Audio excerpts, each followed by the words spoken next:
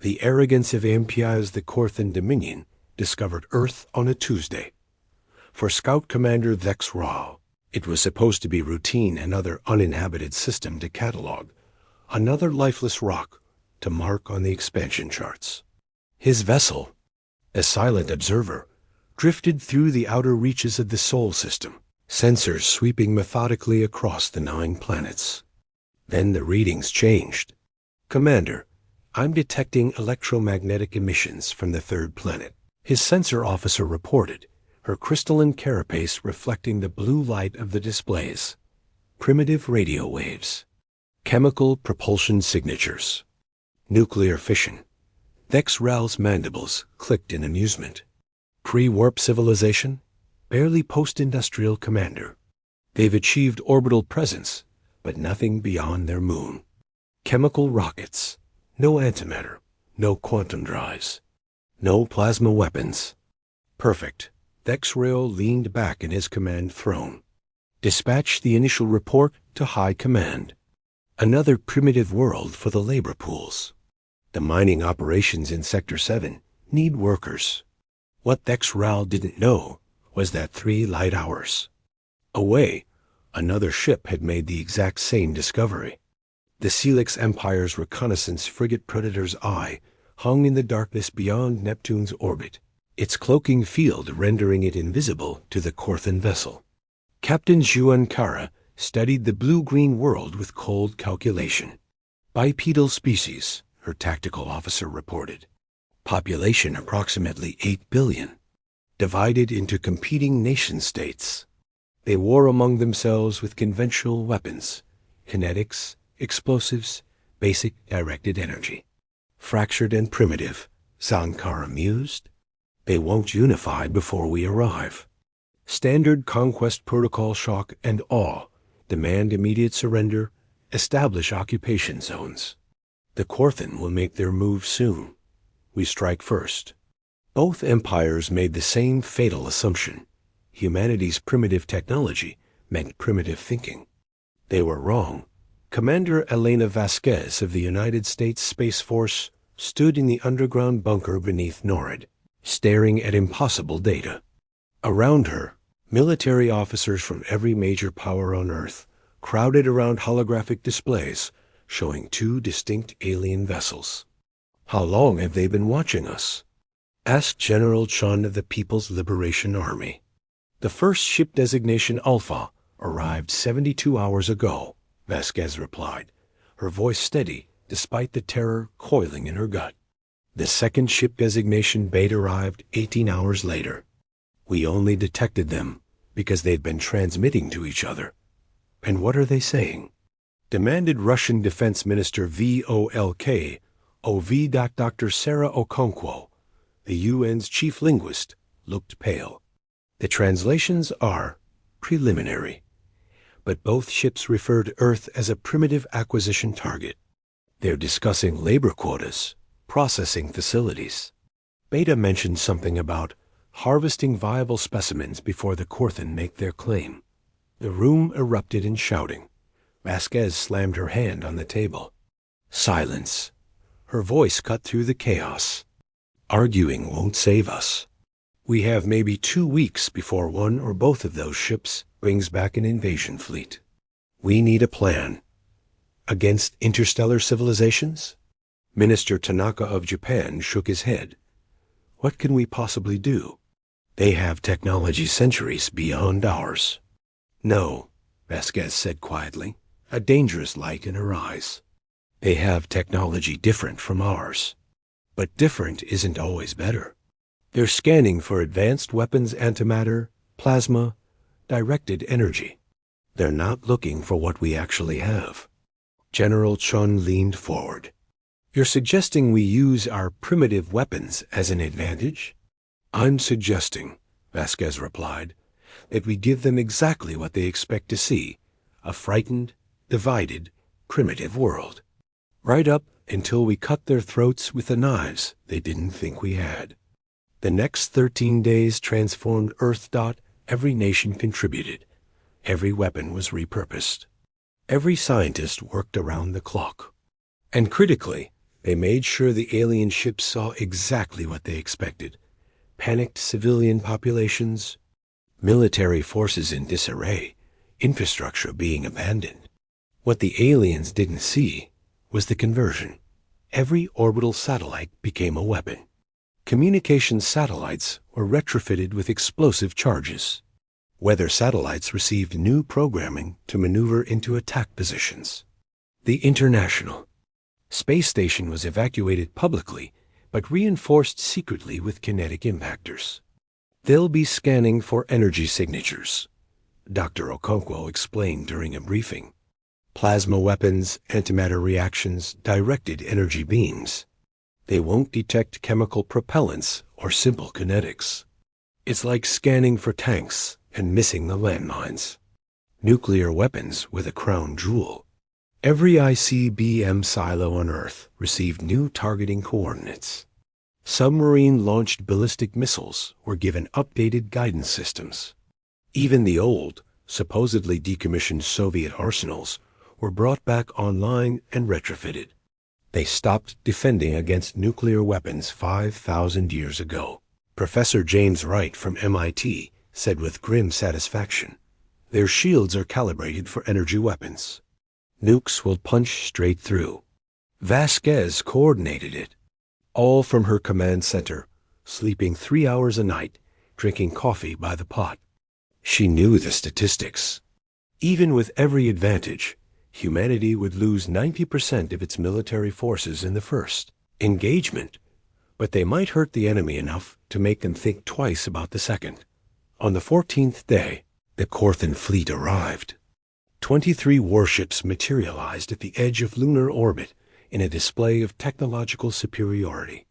Each vessel was the size of an aircraft carrier, their hulls shimmering with defensive shields that could supposedly withstand stellar flares. Scout Commander Thexral, now promoted to Invasion Commander, stood on the bridge of his flagship Domination's Fist. Around him, holographic displays showed Earth's pathetic defenses, scattered military installations, primitive aircraft, surface-to-air missiles that couldn't even reach orbit. Broadcast the surrender demand? He ordered. The message transmitted on all human frequencies. Submit now, become workers in the Dominion. Resist and face extinction. In her bunker, Vasquez listened to the translation, then spoke one word into her headset. Execute. The International Space Station exploded. It wasn't an accident. It was a signal. And it was the first shot. The explosion sent thousands of metal fragments spreading outward in expanding shells, each piece traveling at orbital velocities. The Corthan ships, grouped tightly in their traditional formation, raised shields to block the debris exactly as planned. While their shields were engaged, they didn't detect the satellites maneuvering into position. 63 satellites detonated simultaneously, each one a shaped charge designed to focus the blast in a single direction. The explosions themselves did little damage, but they accelerated debris nuts, bolts, metal panels to velocities where even small objects carried devastating kinetic energy. The Corthan shields, calibrated for energy weapons, weren't designed for thousands of high-velocity impacts. The flagship's forward shields collapsed. 3 smaller vessels took critical damage to sensor arrays. Evasive action. Vex-Rill roared. Tactical, identify. Then the missiles arrived. They weren't space-to-space missiles. They were ICBMs launched. From silos across Earth, their trajectories calculated with precision. Each missile carried multiple nuclear warheads, and each warhead had been modified with one purpose: penetrate energy shields, designed for the wrong kind of threat. The nuclear detonations lit up Earth's orbit like a string of artificial suns.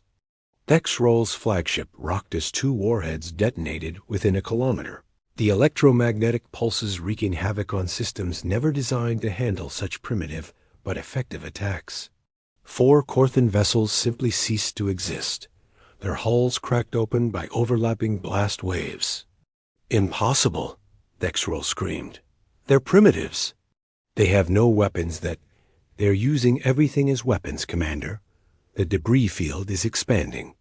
They're firing kinetic impactors from the surface, railguns, missiles. They've turned their entire infrastructure into the communication cut off as another warhead found its mark. Humanity had prepared for 13 days. The Korthan had prepared for 10,000 years of fighting enemies who fought the same way they did. It wasn't enough. Asterisk, when the battle ended 3 hours later, 11 Korthan ships remained operational. They fled in disorder, their elegant formations shattered, their confidence destroyed. On Earth, celebrations erupted across every nation. Humanity had won. And the Celix Empire fleet arrived. Captain Zankara had watched the entire battle from the outer system. She'd seen the Korthan's mistakes, and she'd adapted. All ships, she transmitted to her 50-vessel armada, maintain dispersed formation, maximum shield strength, treat all debris as hostile, scan for chemical propulsion signatures. These humans are clever prey. She smiled, revealing rows of predatory teeth. But clever prey is still prey, and we are not the Korthan. We are hunters. The second battle was about to begin. Asterisk. The evolution of WR, the Celix Empire fleet, didn't group together. They didn't follow predictable patterns. They came like a swarm of Hornets 50 ships spread across 100,000 kilometers. Converging on Earth from multiple vectors simultaneously, Commander Vasquez watched the tactical display with growing dread. The Korthan had been predictable, arrogant. The Celix were neither.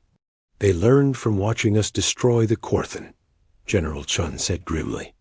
They've adapted, and so will we. Vasquez opened channels to every remaining defensive platform. All units, pattern Delta 7. Make them think we're retreating. Draw them into low orbit. Commander, we barely survived the first battle, Minister Volkov protested. We've expended 60% of our nuclear arsenal. Half our satellite network is destroyed. We're asking our forces to do what humanity has always done, Vasquez interrupted. Adapt, survive, win. The Celix ships advanced cautiously, their sensors sweeping space for the traps that had destroyed the Korthan. They found nothing.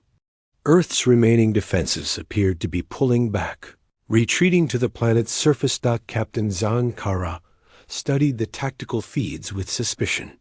Too easy. They're preparing something. Tactical, full-spectrum analysis of near-Earth space. Multiple debris fields from the previous engagement, Captain. Chemical propellant signatures consistent with retreating human vessels. Energy readings suggest they're powering down defensive installations. They're beaten, her first officer suggested. They expended everything against the Korthan, perhaps. Zankara wasn't convinced. But time was critical. The Korthan would return with reinforcements. If the Celix were to claim Earth, it had to be now. All ships advance to orbital bombardment range. Target military installations. Avoid major population centers. We need the labor force intact. The Celix fleet accelerated. They crossed the threshold where Earth's moon loomed large. Where the debris field from the Korthan, battle floated in slowly decaying orbits. That's when the moon launched its attack. Humanity had colonized the moon decades ago. Mining operations, research stations, tourist facilities, all seemingly primitive by galactic standards. What the Celix didn't know was that every mining laser, every ore extractor, every mass driver had been repurposed. The lunar surface erupted. Mass drivers' electromagnetic catapults designed to launch ore containers into orbit-fired solid metal slugs at escape velocity. Each projectile was guided by simple computer targeting, invisible to the Celix's sophisticated sensors. At lunar escape velocity, even a 50-kilogram chunk of iron carried more kinetic energy than a cruise missile. The Celix ships, spread across the orbital plane, had nowhere to concentrate their defenses. Impacts began registering across the fleet. Shields held, but power reserves drained rapidly.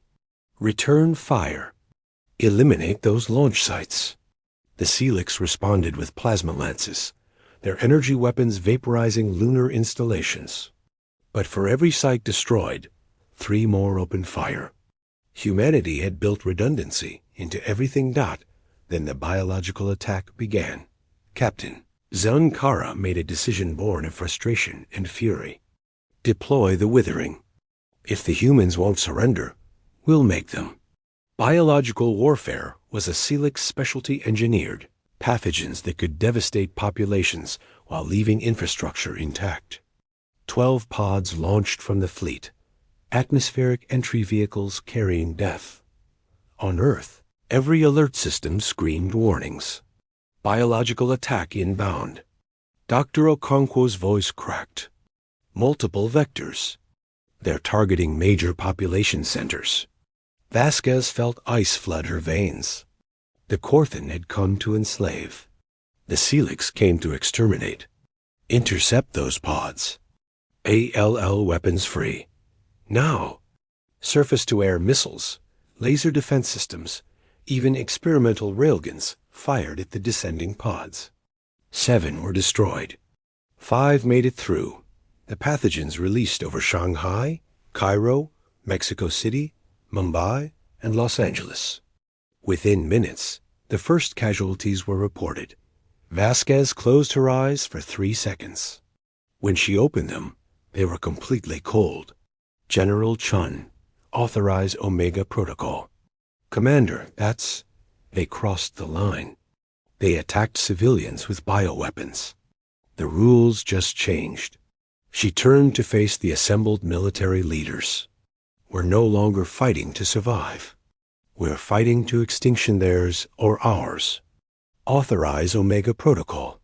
Every leader nodded. Humanity took off the gloves. Omega Protocol was the plan nobody wanted to use. It meant total war. No restraint. No mercy. Every weapon, every tactic, no matter how brutal. The captured alien technology humanity had been studying since the Corthan battle was deployed. Alien power cores were used to overcharge human railguns. Alien navigation systems were hacked and used to calculate perfect intercept courses. And the alien communicators that humanity had been quietly decoding were used for something terrible. We've cracked their command protocols, Dr. Wright reported. We can't control their ships, but we can broadcast on their frequencies. Do it. Vasquez ordered. The message transmitted across Helix communication channels was simple. False tactical data showing their own ships as enemy targets. For 90 seconds, the Helix fleet's targeting computers couldn't distinguish friend from foe. 90 seconds of friendly fire. When Captain Zankara realized what was happening, she'd lost 7 ships to her own fleet's weapons. Cease fire. Manual targeting only. The humans are hacking a kinetic impactor, launched from Earth's surface at maximum velocity, struck her flagship dead center. The impact didn't destroy the ship, but it punched through 3 decks and severed primary power. In the moment of chaos, humanity launched its final desperate gamble. Every remaining nuclear weapon, everything humanity had left, launched simultaneously. Not at the Helix ships. At the debris field, the explosion sent millions of fragments, both alien and human, expanding outward in a massive shell. Each piece became a bullet. The Helix fleet, caught in the center of the growing debris sphere, took catastrophic damage from 1,000,000. Small impacts their shields couldn't possibly stop. Captain Zankara watched her fleet disintegrate around her. 17 ships remained operational. Her flagship was crippled, and the humans were still fighting.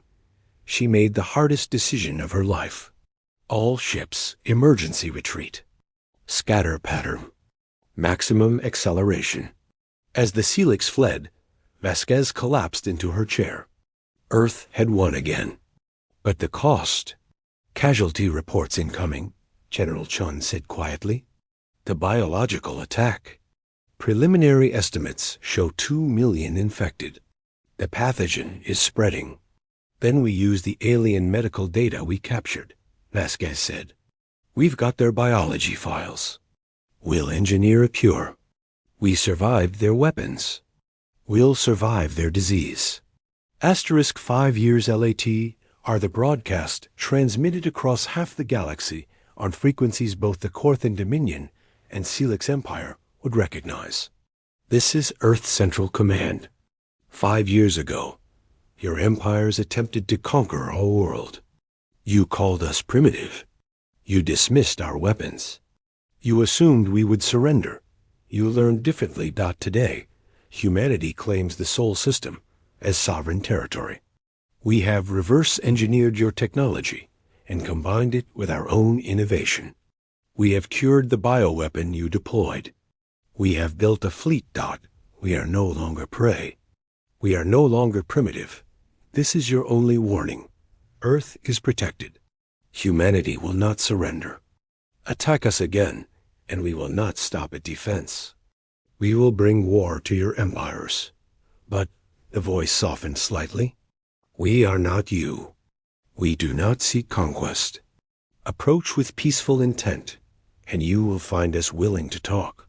Approach with weapons, and you will find us ready to fight. Choose wisely. Commander Elena Vasquez, United Earth Defense Force. In the Corthan Dominion, High Command watched the broadcast and the tactical data showing Earth's new fleet ships combining Corthan, Celix, and human technology into something unprecedented. Mark their system as Forbidden's territory, the Archon decreed. We will not engage.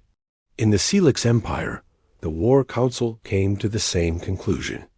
Quarantine zone. No contact. Both empires began drafting peace treaty proposals. Humanity had been dismissed as primitive. But they'd done what no other species had managed. Defeat two major powers, and earn their respect through sheer refusal to surrender. The galaxy had learned a valuable lesson. Never underestimate a species fighting for survival. The end asterisk